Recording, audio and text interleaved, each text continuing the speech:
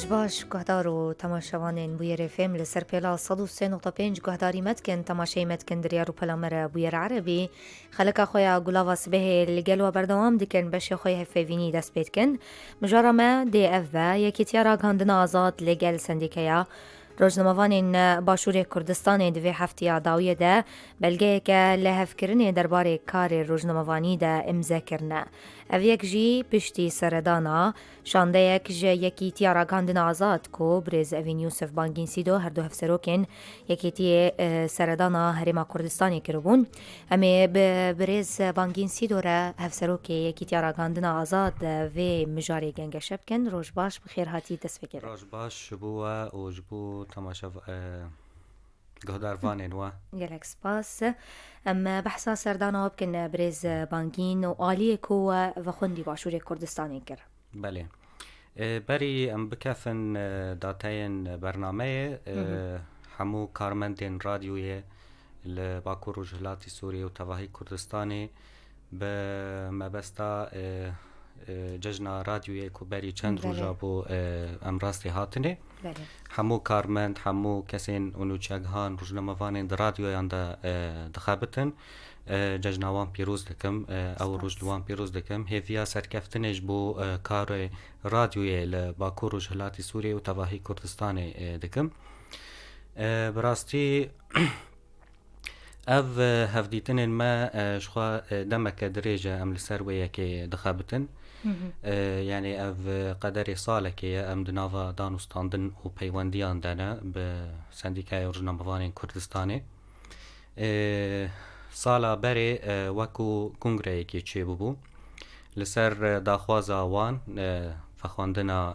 سندیکای ام چون هولیره لوی کنگره آمدنا بون جوه وقتی و حیا روجا ایرو دانوستاندن ما نهاتن راوستاندن شخوا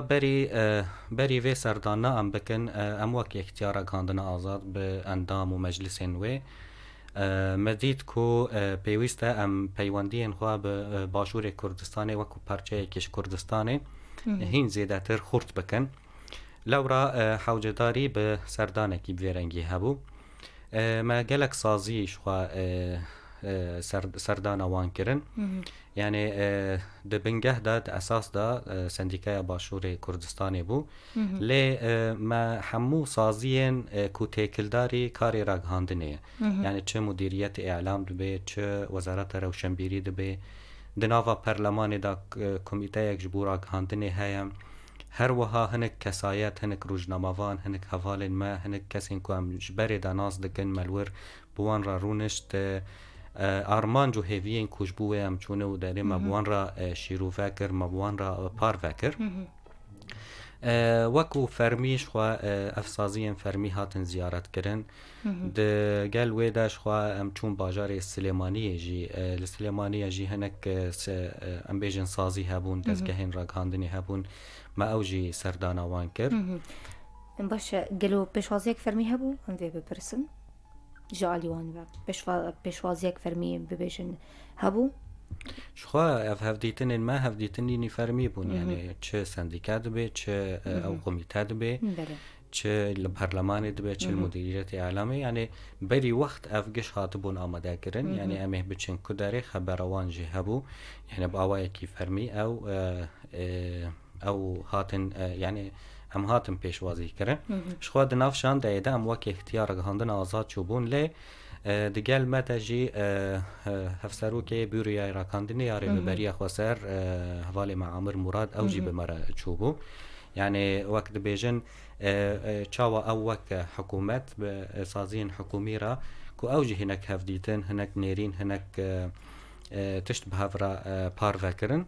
دباکو دمین پیش دا ایدی دنافبر وان داجی هنک تشتم فرنگی چه ببن وکو ام بیج مذکره تفاهم وکو بلگین تفاهم چه ببن براستی يعني اف هفدیتن ما برنگی کی ام برنگی د فکرین کو دباکو وصاب به براستی جی هر دریه کو ام چونه هر کسین ام چونه گلوان چه سازید من چه کسایت دبن نرینن کو مبوان را پارو کرنه آنگو پێویستیە کارێ ڕژنەمەگەریە و لەسەر وان خاڵان هات تەسبیت کردن مزەکەرێ ji sedî nûd û pênc em nebêjin ji sedî sed lê ji sedî nûd û pênc hemû kesên ku di nava van saziyan de ne bi rengekî erênî li vê mijarên nirîn û heyanî em bi daxwaza ku em biçin bi hev re tiştekî yani hevbeş çê bikin yani wekû tiştekî îmza bikin lê me dît ew hîne ji me bêhtir dixwazin ku tiştekî vê rengî çê bibe yani ew jî gelek kêfxweş bûn bi vê gava ku me avêtiye di encamê de jixwe wekû yani wekû rakandina azad û wekû sendîkeya Başûrê Kurdistanê piştî çend hevdîtinên ku em bi hev re rûniştin gelek tişt hatin nîqaşkirin di encamê de ev çar xalên girîngê vê muzekkereyê hatin nîşankirin yani wek dibêjin ê ku di nav vê belgeyê de hatine îmzakirin û pêwîst e êdî ji vir û şûn de li ser van xalan wê êdî pratîkek bê meşandin. Baş e çi dosya di Tûriyê şandeya we de bû? Wekû çi?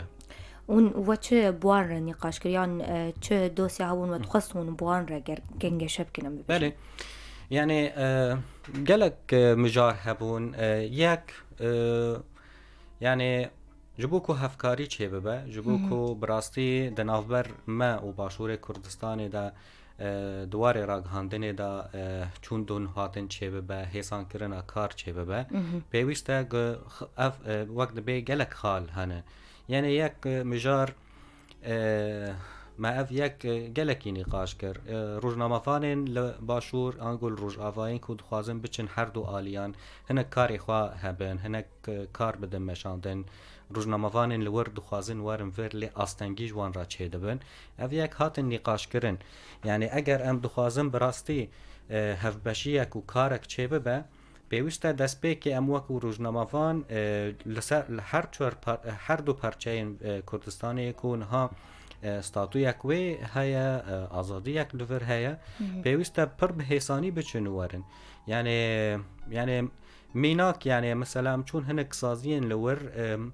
hîne zêde bi rojava nebîstine hîne zêde bi saziyên rojava nebîstine karê ragihandinê li vir çawa di meşê nizanin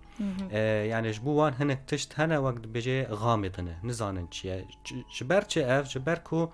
çûndin hatin tineye bi taybet jixwe ev mijarînî êdî wek dibêje teknîkî û rûtînî ne mijara hatina wan wê çawa werin li ser meberê şert û mer çine çawa divê werin yani me jî bi rastî jî me yani ew dît yani ew ne astengî ew zehmetiyên çûndin û hatinê li ser vê deriyê Sînûrê yani em bixwe wek şande bûn bile hinekî pirsgirêk bi me re derketin hinekî em dereng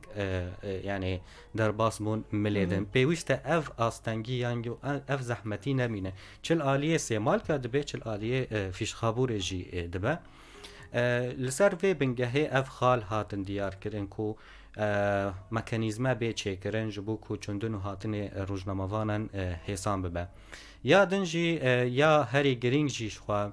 yani yên ku li rojava an û Başûr bixwazibin li vir an li wir kar bikin pêwîst e yani wekû her aliyan çawa ku li vir em bêjin gelek dezgehên ragihandinên Başûrê Kurdistanê dixebitin nûçegihanên wan hene pêwîst e li wir jî vê yeka bêkirin yani li Duhokê dibe li Hewlêrê dibe li deverên din dibe ji ber daxwazê em bêjin dezgeh û hevalên me yên li derê bûn jî ku dixwazin yani ew jî bûroyên xwe li vir vekin ofîsên xwe li bo derê vekin ev yek jî hat nîqaşkirin yani pêwîst e ji bo ku hîne naskirinekî zêde di navber her du aliyan da çê bibe yani herkes dizanê ragihandin rolekî pir mezin dilîze ji bo ku wek dibê civak hevdû nas bikin herkes hevdû nas bike lewra divê ev yek bê hêsankirin yani saziyên ku dixwazin li wir ofîsên xwe vekin bixebitin pêwîst e hinekî şert û mercên wan hinekî bên hêsankirin yani û zû bi zû yani ev mijar bikefe dewrê û di heman wextê de şwa li Rojava jî يعني ام وکی اختیارا گاندن آزاد یان جی اوفیسارا گاندن یاری و بریا خواسته دوی مجاره دا مگلک نقاش کرنه مگلک مکانیزم دانینه جبو کو کار روزنامه‌وانم به حسان کرن اف بو يعني خالن دديه شخوا تشتكيدني جرينك هيا اف جي وقت بيد د وقت بي بندا يكيبو د نافا في بلغاية دا او جي مجارة وشانگرية انگو خطابي شخصي بحثاوي بكم بريس بانجين نرينا سازين باشوري كردستاني لسر خالن كو و بوان راگنگه شاكرن چوبون يعني افيك براستي هم وكا سنديكا هم وكا اندام مجلساوي هم جي وكا اندام كو يعني وك اندام وي سنديكاي ايكو مديتنا براستي او جي جلك آليان فا چل باشور دبا انگو روش آوا دبا انگو بگشتی لکردستانی دبا جگلك دزگهن راگهاندنه نرازينه يعني اوجي دبينن لباشور كردستاني هناك صازي هنا هناك دزگه هنا جلكي امبيجن خطابات و توجه خطابات و تندو توجيتي ده هيا نه برنگكي بسپور رخنه دكن يعني جرخنه زيداتر مجاركي وقت چاواد بيجن مجار كسايتي شخصي تيگرتن اوجي بو نبوية كيرانه يعني حياني گلک دزگهن لور لگوری کو مشروپان دیا جبو و بلگه جی نرازی بون يعني هناك سازيا لباشور كردستان يعني آگاهیش بو مهاتن يعني هناك سازي قلتنا اف چه مذكره و نظام چه و آزادیا ما تيك ببه و آزادیا کار ما تيك ببه يعني او جبو خواه چه دبینن اف مجارن خطابت و اف مجارن وشانگریه اگر نب کیف آوان به اگر لگوری خواه تنه بفکرن جبو وان تی واتای کو آزادیا راگهاندن الور تيك دچه لی براستی جی جبو في كيجي وشخواوي خباتك بيكرن يعني وصل نقاشك هات كرن وكو ميثاقك شرف يا روزنامه‌گریه بسر استا كردستان به چيكرن انگو انكم يعني نهاد نافبر باشور و روز آوادا به چيكرن جخوا اف حمو خال و امبيجن تشتين هاتن نقاش كرن ancak برنگکی بیچاره سر کردن او جی چیه؟ آواکرنا فدراسیونکی گیشتی یا روزنامه‌وان کرد لتفاهی کردستانی جخوا اف بلکی 10-15 سال زیده تره او جي هي زي برسمها بله وراحتي اللي قال سازين روزنامه‌وانی و روشنبيري الورديت بريس بانجين چاوا راحتي اللي قال سازين روزنامه‌وانی و ين روشنبيري كو هفديتن والقلوان كر راحتي هبوان ببجن بله يعني وك ما قلتي يعني هم وك كسايات يعني ام بيجن كسين كو دوان سازيان دا کار دکن رنگ کو هاتیه پیشوازی کرن نيرين کو هاتنا پارو کرن همو تفلي ويا كي ببون لي جارنا تدي مجارن قانوني هنا مجارن تشريعي هنا مجارن يعني سيستمك الور هيا نوك في هرميه هناكي وقت بي دمجيرة لازمه يعني بوی پیشوازیا گرم بوی امبیجن نقاشین گرم بوی دانستاندن گرم را اره اف یک هبو يعني اف گلکی ارینیه و جهه شهنازیه لی دهنك مجارن ده مجارن قانوني وك ما قلتنا دقلك مجارن دن ده يعني وقت بي شرط و مرجن كو اف پرزگریکی کو هاتنا نشاندان بین چاره سر کرد هناك دم جيره لازمه يعني لور مديرية اعلام كاري خوا برنگي كي دمشا ام بيجن سنديكا كاري و برنگي كي يعني هر يك كاري و هاتيه بلي كرن لورا هر يك لغوري كاري خوا لغوري او نقاشن كو هاتنا كرن تمن پیش داد با اوجي هناك ليفاگره كي انگو وقت نقاش كيش خورا بكن کا دمن پیش دا ام دکارن هین چه بکن يعني اف شخوال چه دمینه لبردوامی دانستاندنان يعني دبا گلک جارنا گلک پارتی هنه گلک هزن سیاسی هنه تشتان به هفره امزا دکن لی پشتی دمکه او دبیجن وکا بویاغ کل سر پل دمینه ام دوی باوریه دانه که اف تشتی که هاتیه کرن و بویرنگی نمینه او لما والوانجي دمينا چقاس ام بهفرد نافا دانستاندنان دا بردوان بكن و وقت بيجي اف گاوکی دست پیکی بو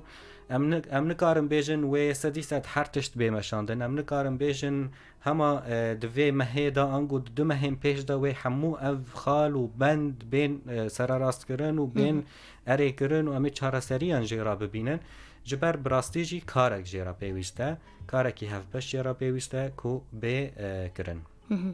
باشش قبل كي تلسر هنكي آخوي لسر برقياكو ام ذكريا خالن و ام ناس وكنهروها خالن هبون كوبون جهي نقاشي واللي صار السروان قريبون يان باش وهاتن هشتن نا يعني هما دمكو ما قوتي امي وكا مذكره كي ما هنك خال نفيساندن مجبوان شاندن او جي قوتن امي مجلس ما امي وقت بي السروي نقاش بكن يعني هما بيجا او تشتكو ما نفيساندنا وكو خال شخوا نا قالك بو يعني ناكو ما ده بند نفيساندنا جوان ده بندنا چار يعني ام دبینن اف چار بنده که هاتنه دست نشان کرن ده ناوا خود گلک کار پراتیکی ده حوینه یعنی اگر هر خالکی هم کاربن براستی ده دمکی پر نیز ده پیک بینن و سرکفتنه کی مازم به یعنی ما گوت اف گاوه کی دست پیکه يعني جسدي نود و پنج تشتي خالو بندن کو مجوان راشاندنه او جي هناك تشتن وقت به تشتن ليزي داكرن ده انجام ده اف نسخه يعني اف نسخه داوي دركت ل بگشتی هما يعني تشتاكو ما نفيسانديا و تشتاكو وان فكريجي همان تشتبون يعني وانجي دقو ما يجي همان بند شي بكرا ما يجي اف تشت بكرا يعني دفر دا چه ديار دباكو او جي هناكي يعني وقت دبي هف بشيكي فكراندن و هزراندن دوي مجاري ده هيا لو را او قصيب زحمتي در باس نبو يعني وكو ام بيجن وكو مجارة بارتيان كا چما تا اف بن نویساندی و چما اف گوتنه و چما نظام اف چیه و فلان و بیوان يعني جبر وی يعني ده اساس ده نقاشن کو ما کرنه جوینه گرتی کو ما بهفرا اف مجار نقاش کرنه دوی جوینه ده هما بیج سدین و دو پنج نيرين و تشتين هفباش هاتبون اري کرن لورا او مجارة بلگه زوبزو هات نویساندن و هات ام بیجن چیکرن و پشرا ام بیجن به رنگ کی فرمی امزل سروی هات کرن باشه و بزانبن و که بزانبن اول گیا کو هاتیا امذکرن و کنگی تکه واری پراتیکه ده انکو چدری ده هیم بشن يعني ام شخوان هاتنا و اف بلگه به مجلس ما یکتیار راکاندن آزاد جی بی یعنی پارو کرن لسر و بنگهد و جوینه دا و وک اوکی چه ببا یعنی وک ادی پلان سازی امید و مهیدا چه بکن مهیدن دا و چه بکرن هر تشتی کو ام بکن جخوا و اکثر به و سندیکای را به پارو کرن هر وها او سندیکا جی لگوری ام بیجن سوزن کو دانما او جی ایدی جبوک و او یک بکفه پراتیکه و هولدان خواه بکن يعني او جي وانجي دقوش خوا جبو في بنده و جوين بيويست بن و سرداني سازين تيكلدار بيكرن و جبو نقاش بيكرن حياكو چارة سر ببياني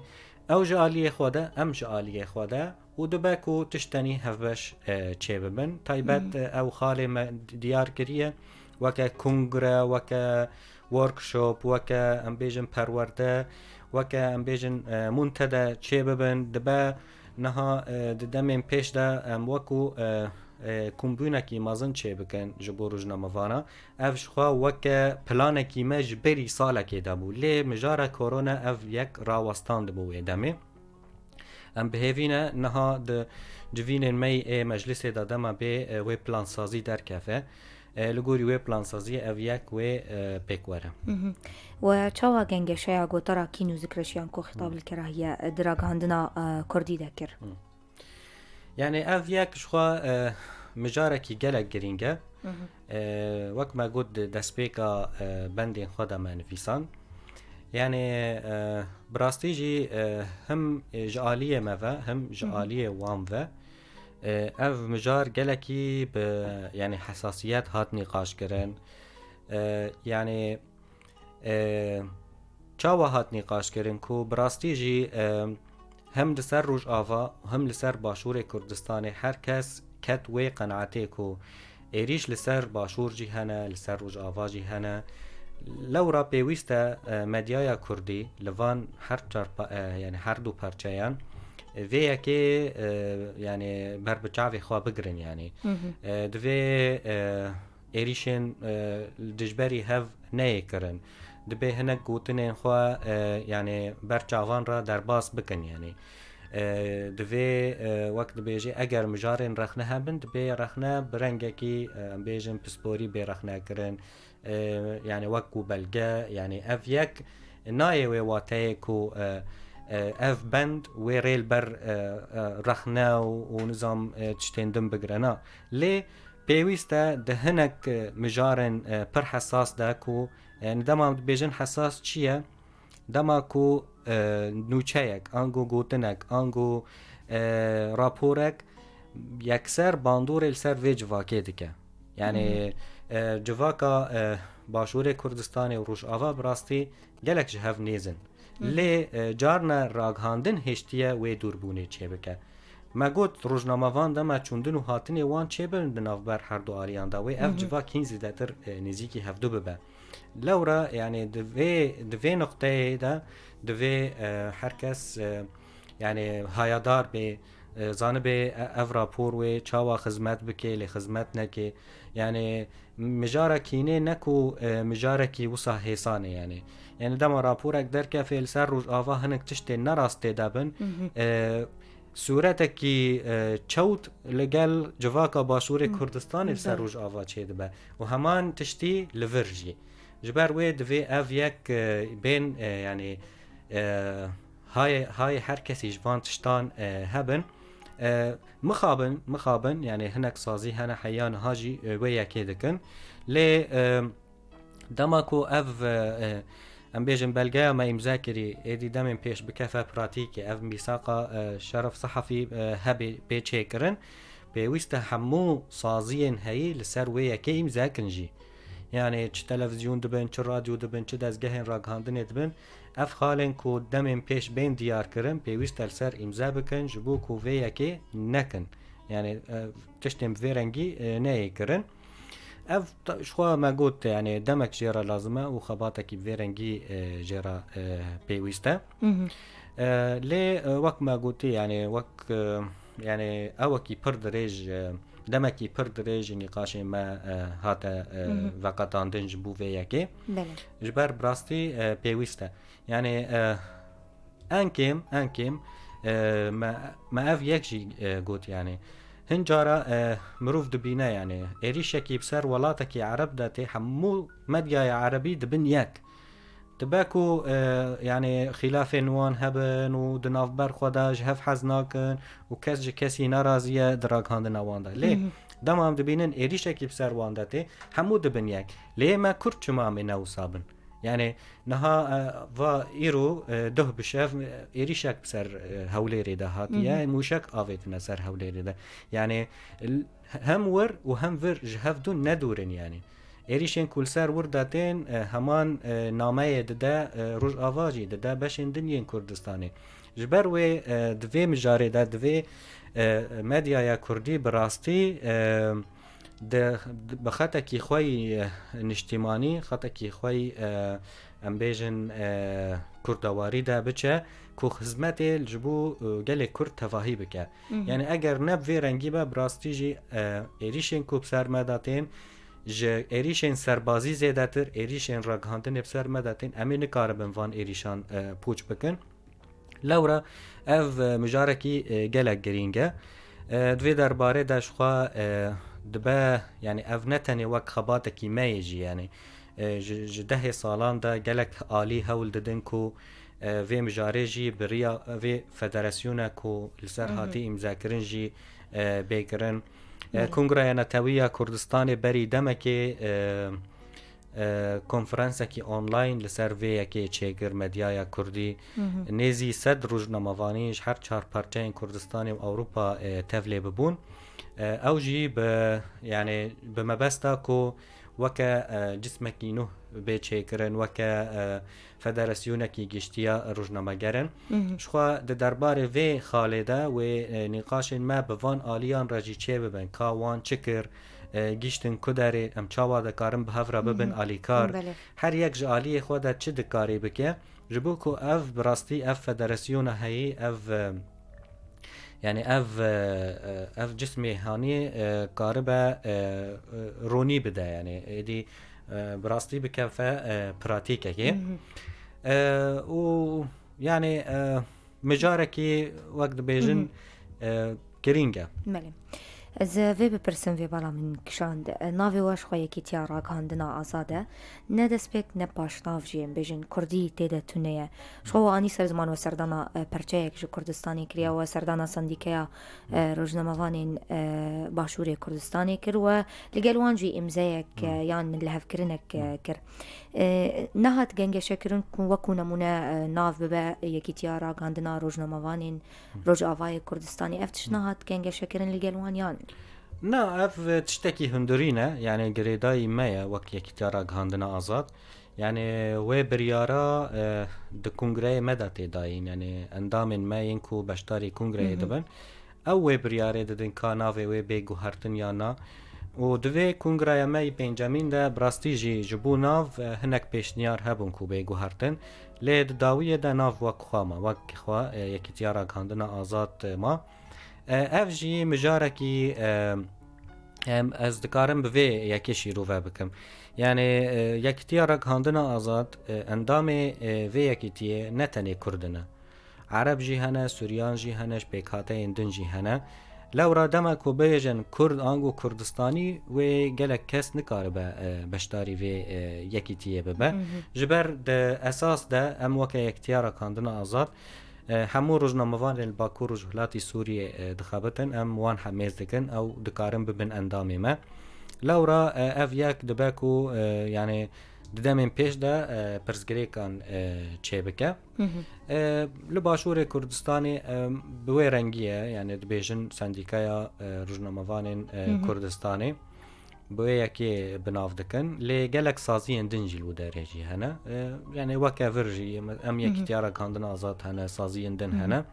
Şom ev bipirsiya ew sendîkeya rojnamevanên Başûrê Kurdistanê ya tevahiya rojnamevanan Başûrê yan hina kokiyên wan jî yê siyasî hene Na yani li gorî wek dibe me şûpandî agahiyên me li gorî daneyan sendîkeya rojnamevanên Başûrê Kurdistanê nêzî 7000 endamê wê hene yani bêje weke pratîk weke feelî di navber 4 heya 5000 endamê wan hene lê ew jî yani wekû sendîka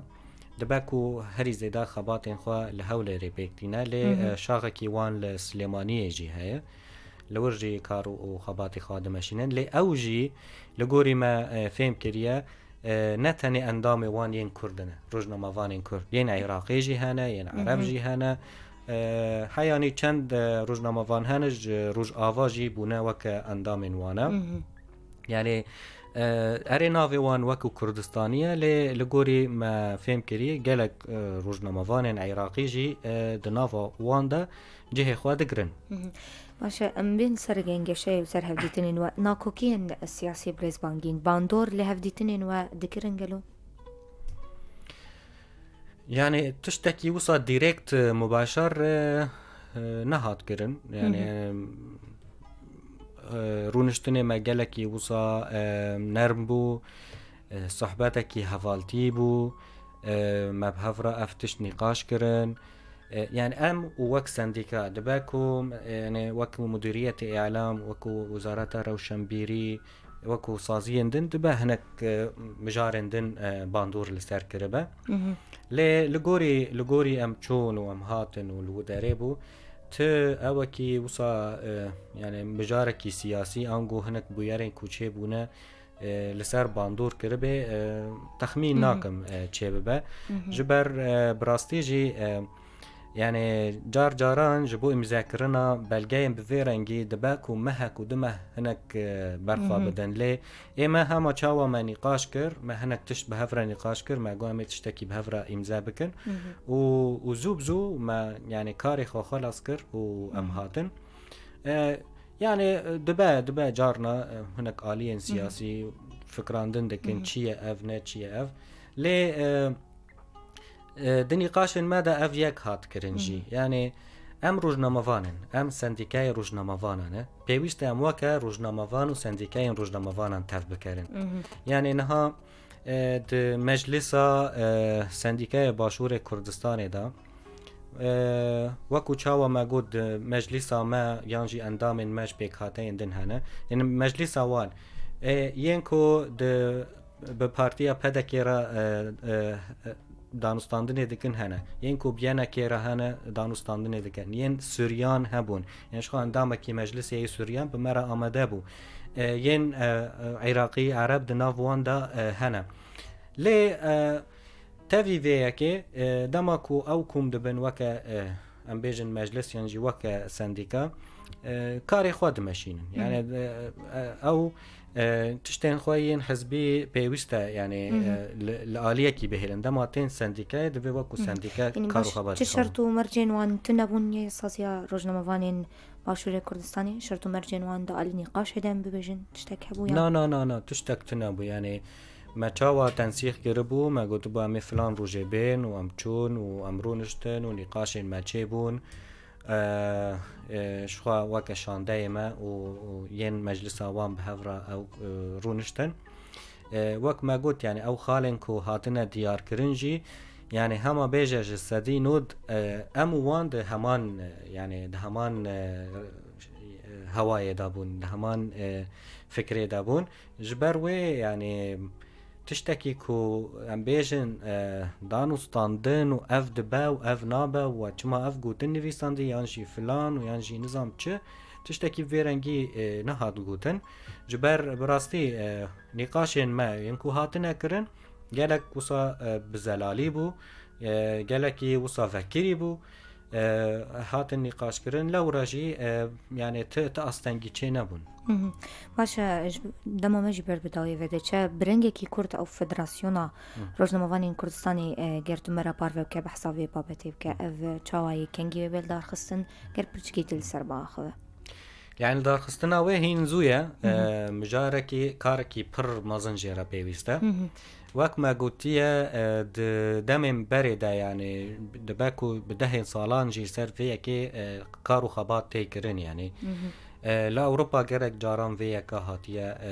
يعني نقاش كرن جالية روجنامافانا وهر وكيدن شخوا بري دمك يجي شخوا کنگره نتوی کردستان کنفرانس اکش بو ویل دار خست بو گلک آلیه دنجی ویا که نقاش دکن لی ما گوت يعني وكو ام بيجن فرميتكي وان سازيان هاي هم سنديكا باشور هم يكتيارا غاندن آزاد كو ام لپرچيني كردستان ام بآزادي كارو خباتي خوادكن نقاش ما بويا كي بون كو دوي ام افحردو سازي ام قاربن ببن دستك جبو ويا كي يعني انجاق ام قاربن ويا كي پیشوازي بكن و بكن و هر وها سازی دن چه کنه که دبا کو دزگهن را گهاندنی بسری خواجی هنک تشت کربن ام کاربن براستی جی جبو ویا که کارکی بکن د بلگه داش خوان ویساندیه دوا کو وک ام بیجن ماسای کی وکری بیچه کرن جبو وی مجاره جالی خواه نهایی ما یعنی ام دبینن ددم فیش ده امه جبو فهم جاره جوینان الدار بخن يعني لروج آوا بروج نماوان کرد جوین بین الدار خستن نیرین ورن گرتن لسر و فدراسیونه نیرین بین گرتن و بچرنگی با و چاوا با و چه با امش عالی خواه نیرین خواه کم بکن ین لباشور جی و نیرین خواه لین اروپا جی حواله مهنه و کم بکن ده داویه ده خباته کی هف بشه و کاره کی پر مزن جرا پیوسته ده دبا دشش مهدان جی خلاص نبه دبا کو سالکی جی برخوا بده لی داویه دا از دوی باوریه دمه و اف یک بی کرن شخوا دما هم بحثا وی فدراسیونه دکن نه تنی سازی فرمی وکت یکی تیارا کاندن آزاد وکه سندیکای باشور گلک روزنامه‌وان هنه نه اندامه نه سندیکای نه و نه یکی تیارا کاندن آزاد هنه اوجی دوی کو ورن آماده بن اوجی گرک نرین خواه بدن اوجی دوی بوی یکی را آلی کار بن کو اف یک بیک وره یعنی اگرم بحث بینن روزنامه‌وان کو جدر وی سازیان یعنی جی نه اندام سازیانه دبا کو ج ایدن پرتر بن لورا اف همو دوی به هفرا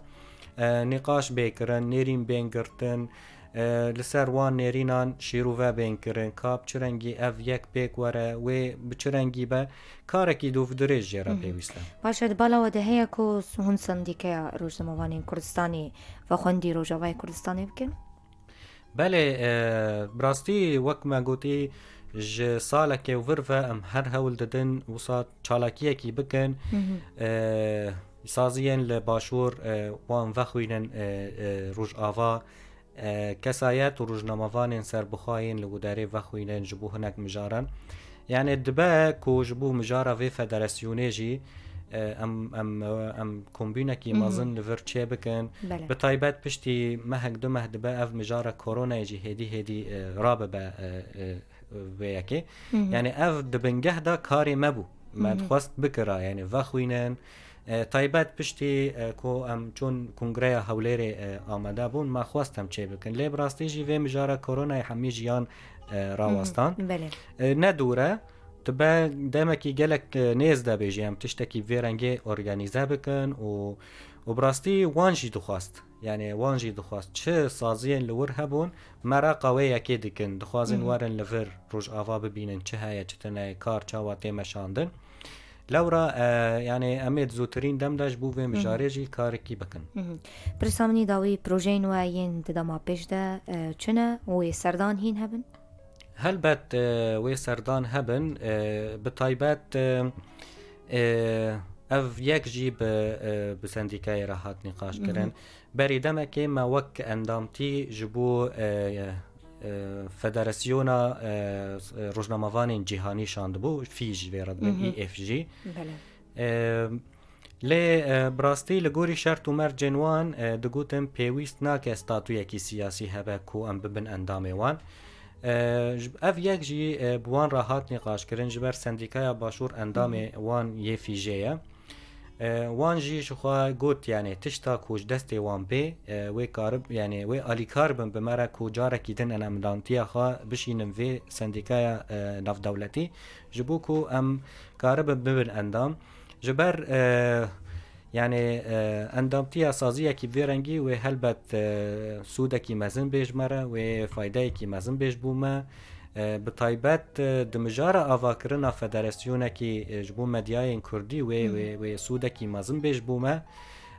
سر و یکی جی هم دخبتن یعنی اف یک پروژه مایه کو بری 6 ماه ما اف اندامتی پیشکش کرد لی برسه وان هات گو